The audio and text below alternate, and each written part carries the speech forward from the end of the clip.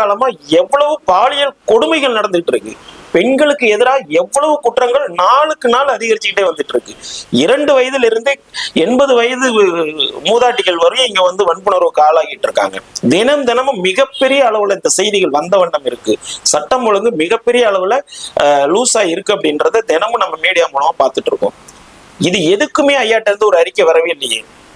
நீங்க தமிழ்நாட்டு நலன்ல உங்களுக்கு அக்கறை இருக்கு தானே?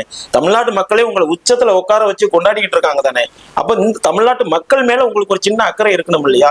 இதற்கு எதிர்வினையா உங்கள்ட்ட இருந்து ஏதாவது ஒரு அறிக்கை வந்திருக்கா? இந்த அரசுக்கு நீங்க ஏதாவது ஆலோசனையை சொல்லியிருக்கீங்களா?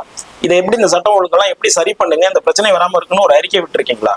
இதற்கெல்லாம் வராத அறிக்கை, ஒரு பதிவு உங்களுக்கு அதுல குறைவா மதிப்பிட்டுட்டாருன்னு நீங்க நினைக்கிறீங்க, அது உங்களோட உரிமை. ஆனா அதுல சொல்லப்பட்டது இது மாதிரி ஒரு நல்ல எண்ணத்தோட வந்தவரை கூட வரவிடாம இந்த சக்திகள் வந்து தடுத்துருது. உங்களை மட்டும் இல்ல, நீங்க வராமலே போயிட்டீங்க. ஆனா வந்த அரசியல் களத்துக்கு வந்து மக்கள்கிட்ட போய் 2 எலெக்ஷனை சந்திச்ச ஐயா கமலஹாசனையும் சொல்லியிருக்காரு.